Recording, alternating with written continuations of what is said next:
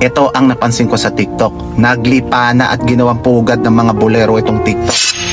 Damn!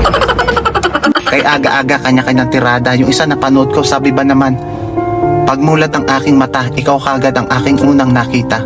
Pwede na! Anak ng pating.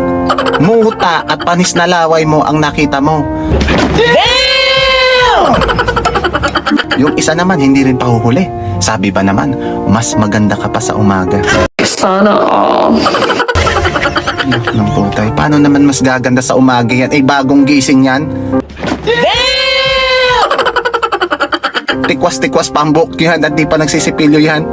Tandaan, ang labis na pambobola minsan nakakairita.